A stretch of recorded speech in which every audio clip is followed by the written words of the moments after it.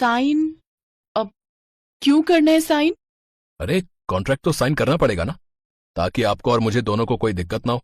मैं तो ये फॉर्मेलिटीज शादी से पहले ही पूरी कर देना चाहता था, लेकिन आपकी मॉम ने मना कर दिया, पता नहीं क्यों।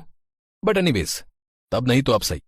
आप चिंता मत कीजिए, कल कॉन्ट्रैक्ट साइन हो जाएगा और फिर ठीक 4 दिनों के बाद आप इस रिश्ते से आजाद होंगी और वापस अपने घर जा सकती हैं, हमेशा के लिए।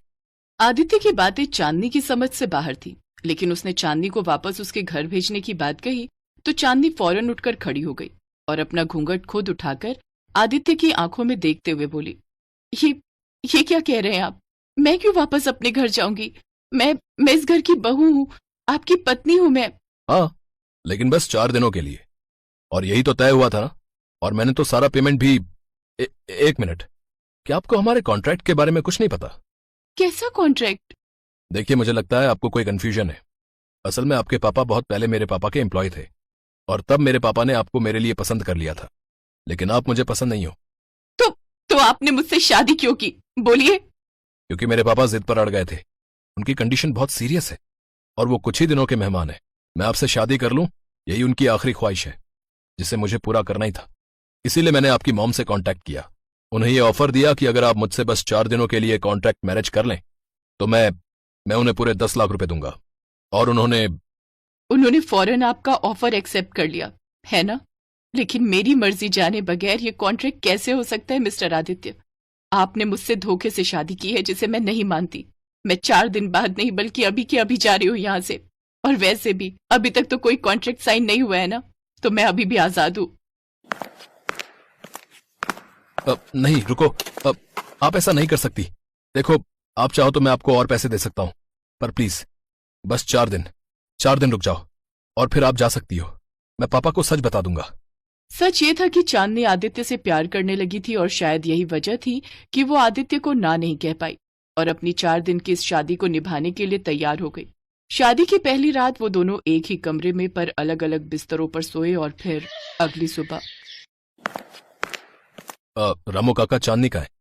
बहू रानी तो बड़े साहब को नाश्ता करवा रही हैं उनके कमरे में। क्या? पापा नाश्ता कर रहे हैं? अपने नौकर की बात सुनकर आदित्य फौरन अपने पापा के कमरे की तरफ दौड़ा। दरअसल उसके पापा को कैंसर था और अब उन्होंने खाना पीना भी छोड़ दिया था। लेकिन ये देखकर आदित्य को अपनी आंखों पर विश्वास नहीं हुआ कि उसके पापा वाकई चांदनी के हाथों से सूप पी रहे थे और उससे बातें कर रहे थे। ये तुमने कैसे किया? पापा तो... इन्हें दवाइयों और डॉक्टर से ज्यादा किसी ऐसे की जरूरत है जो इनके पास बैठकर इनसे बातें करे और अपने हाथों से इन्हें खिलाए। तो बस वही किया मैंने।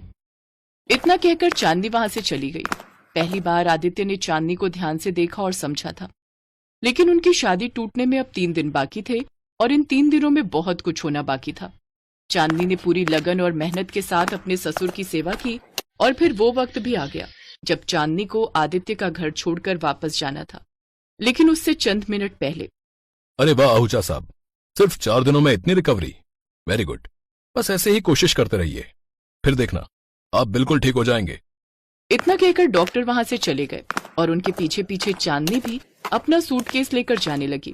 लेकिन तभी आदित्य ने उसका हाथ पकड़ लिया और फिर, चिंता मत कीजिए मिस्टर आदित्य, मैं आपके पापा की देखभाल करने आती रहूंगी और उसके लिए ना तो आपको कोई कॉन्ट्रैक्ट करने की जरूरत है और ना ही कोई फीस देने की।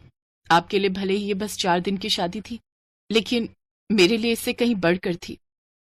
मैं जानता हूं, और अब जाकर मुझे समझ में आया कि पापा आपको किस लिए इस घर की बहू बनाना चाहते थे। पापा सही थे, मेरा यकीन कीजिए। मैं आपसे प्यार करने लगा हूं और इस 4 दिन की शादी को अब दिल से 7 जन्मों तक निभाना चाहता हूं।